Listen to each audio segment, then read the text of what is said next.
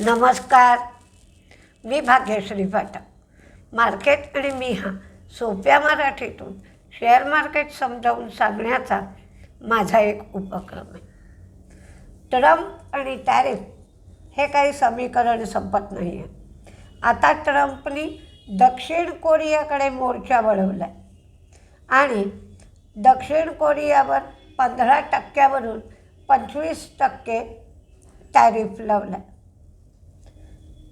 Iran आणि America यांच्यात जो ताणतणाव चालू आहे त्यामुळे क्रूड 66वर गेला आहे. भारत आणि युरोप यांच्यात जे डील व्हायचं होतं त्याची घोषणा आज होईल. म्हणजे mother of all the deals असं आपण याला म्हणतो. तर त्या डीलची घोषणा आज होईल. कॅनडावर सुद्धा ट्रम्पने टॅरिफची घोषणा केली आहे. जर तुम्ही चीनबरोबर काही डील केलं तर तुम्हाला 100% टॅरिफ लागेल असं कॅनडाला पण ट्रम्पने सांगितलं आहे. अमेरिकेमध्ये इन्शुरन्सचे शेअर्स मंदीत गेले होते. डॉलर इंडेक्स 97वर आला आहे. 2022 नंतर प्रथमच डॉलर इंडेक्स 97वर आला आहे आणि क्रूड मात्र 66वर गेला आहे. फॉरेन इन्व्हेस्टर्सची विक्रीच आहे 4113 कोटींची, तर डोमेस्टिक इन्व्हेस्टर्सची खरेदी आहे 4102 कोटींची. तर आता आपण काही जे रिझल्ट्स होते शुक्रवारच्या मार्केटनंतर जे रिझल्ट्स लागले आणि शुक्रवारच्या मार्केटचा काहीसा गोंधळ तो पाहूया. लॉरेस लॅबचं काही रिझल्ट मार्केटच्या वेळेत लागले. ते सुरुवातीचे 5-6 रिझल्ट मार्केटच्या वेळेत लागले. लॉरेस लॅब प्रॉफिट वाढलं 174%, रेव्हेन्यू वाढलं 26%. त्यामुळे लॉरेस लॅब तेजीत राहील. प्रीमियर एनर्जीचा स्टँड अलोन प्रॉफिट कमी झाला, कन्सॉलिडेटेड वाढला.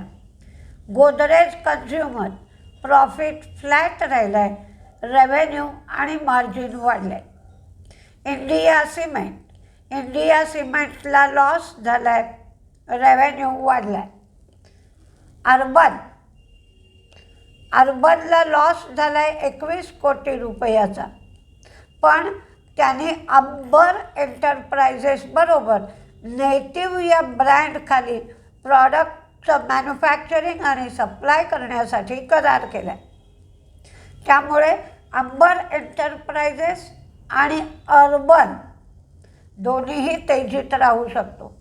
JSW स्टीलचा प्रॉफिट 719 कोटीवरून 2410 कोटी झाला आहे. त्यांचा रेव्हेन्यूही वाढला आहे, मार्जिनही वाढलं आहे. त्यामुळे JSW स्टील तेजीत राहील. स्टरलाइट यांना 17 कोटी रुपये लॉस झाला आहे. सोना BLW प्रॉफिट वाढला आहे, रेव्हेन्यू वाढला आहे, मार्जिन कमी झाला आहे, ₹1.60 डिव्हिडंड दिला आहे. पण आत्ता जे युरोपचं डील व्हायचं आहे त्यामुळे जे कंपोनंट्सचे शेअर्स आहेत त्याच्यामध्ये तेजी राहू शकते. तर सोना BLWचा विचार तेजीसाठी करा. करूर वैश्य बँकेचा रिझल्ट चांगला आला आहे. अडाणी ग्रीनचा YOY लेव्हलवर 474 कोटीवरनं 5 कोटी एवढाच प्रॉफिट उरला आहे. श्रीराम फायनान्सचा सुद्धा प्रॉफिट YOY बेसिसवर बघितला तर 3569 कोटीवरनं 2521 कोटी.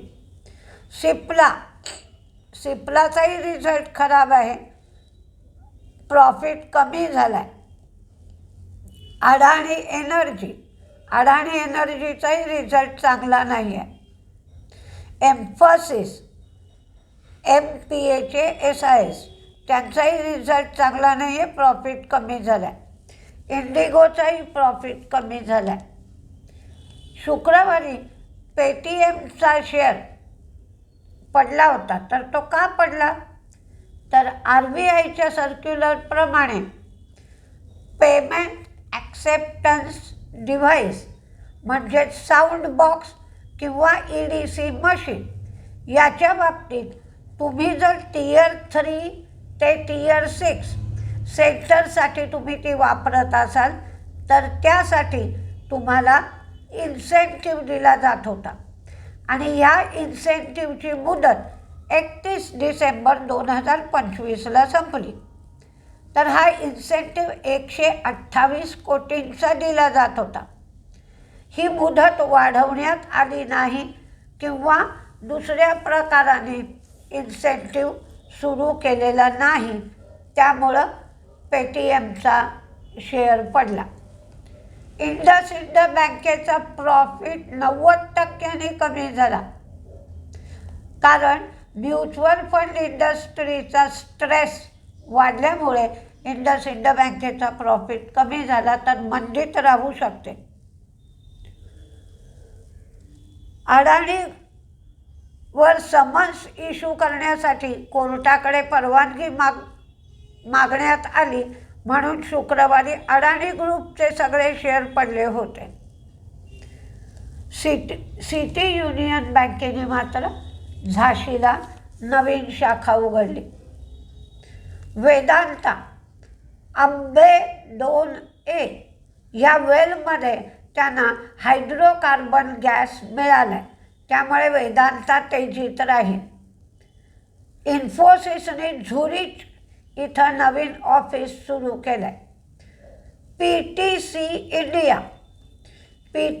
इंडिया तेजीत राहू शकतो, कारण NTPC ही एकटीच आता सोल प्रमोटर राहिली. नॅशनल स्टॉक एक्सचेंजने Nifty small cap 500 index launch केला. ॲक्मे सोलर गुजरातमध्ये 4 मेगावॅटचा प्रोजेक्ट त्यांनी सुरू केला. हायडलबर्ग सिमेंट मध्य प्रदेशात 2 लाईमस्टोन मायनिंग लीजसाठी प्रिफर्ड बिडर ठरले आणि ह्या माईनचा एरिया 700 हेक्टर आहे आणि त्याच्यामध्ये 167 मिलियन टन एवढे रिझर्व्स असतील, त्यामुळे हायडलबर्ग सिमेंट तेजीत राहू शकतो. LT foods I am organic अशी त्यांनी नवीन रेंज सुरू केली आहे. या रेंजचं नाव त्याने आय ॲम ऑर्गॅनिक असं ठेवलं आहे. आणि हे ओळखायचं कसं, तर QR कोडच्या आधारे तुम्ही याची तपासणी करू शकता.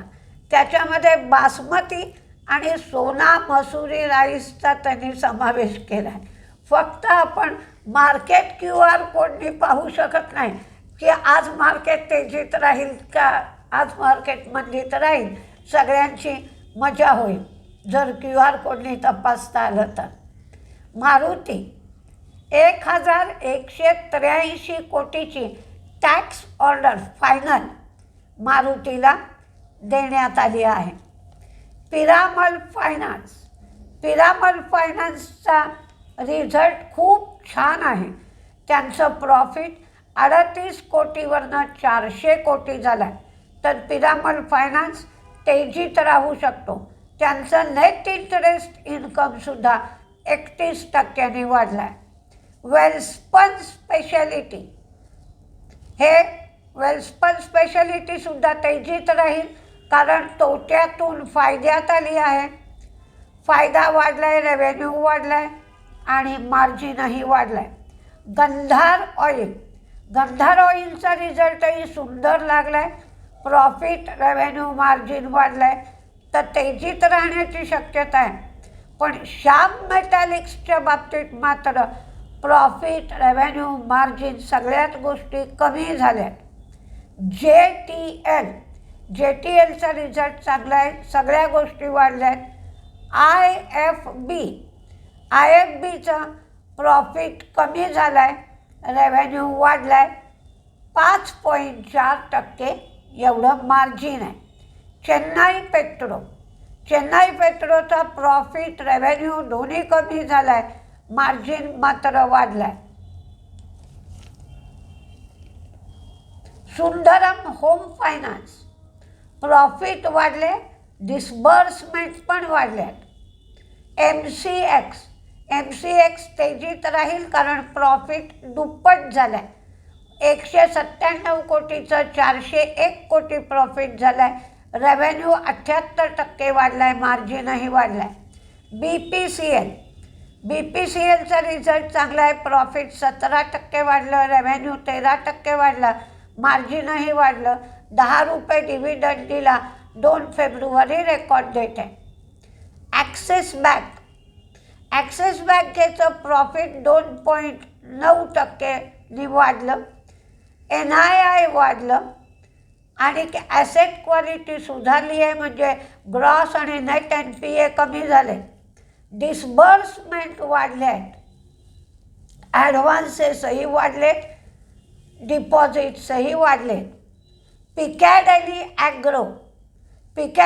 ॲग्रो हे सुद्धा तेजीत राहू शकतं कारण त्यांचं प्रॉफिट दुप्पट झालं आहे, रेव्हेन्यू 52% वाढलं आहे, मार्जिनही वाढलं आहे. कोटकचं नेट इंटरेस्ट इन्कम वाढलं आहे, ग्रॉस NPA नेट NPA कमी झाले, पण हे YOY बेसिसवर आणि स्टँड अलोन बेसिसवर प्रॉफिट वाढलं आहे. डिबेंचरमधून 15,000 कोटी रुपये ते उभे करणार आहे. अल्ट्राटेक तेजीत राहील, अल्ट्राटेकचा रिझल्ट चांगला आला आहे, सेल्स व्हॉल्यूम वाढले. कपॅसिटी युटिलायझेशन 77% झालं अल्ट्राटेकचं आणि महाराष्ट्र, राजस्थान इथे त्यांनी कपॅसिटी वाढवली आहे. नुवामा वेल्थ प्रॉफिट फ्लॅट राहिलं, रेव्हेन्यू वाढलं. ग्रॅन्युअल्सचा रिझल्ट चांगला आहे, DCBचा रिझल्ट चांगला आहे, त्यामुळे DCB आणि ग्रॅन्युअल दोन्ही तेजीत राहू शकतं. पारस डिफेन्सचं मार्जिन कमी झालं आहे, पण प्रॉफिट रेव्हेन्यू वाढला आहे. अतुलचं पण प्रॉफिट आणि रेव्हेन्यू वाढला आहे. JSW एनर्जी रिझल्ट चांगला आहे, तेजीत राहू शकेल. JSW स्टीलनी मुंबईची जमीन डेव्हलप करण्यासाठी जॉईंट व्हेंचर केला आहे. अडाणीने फ्लाईट सिम्युलेशन टेक्निक सेंटरमध्ये 72.8% स्टेक घेतला. याला FSTC flight simulation technique centre याच्यामध्ये स्टेक घेतला आहे अडाणी एंटरप्राइजेस.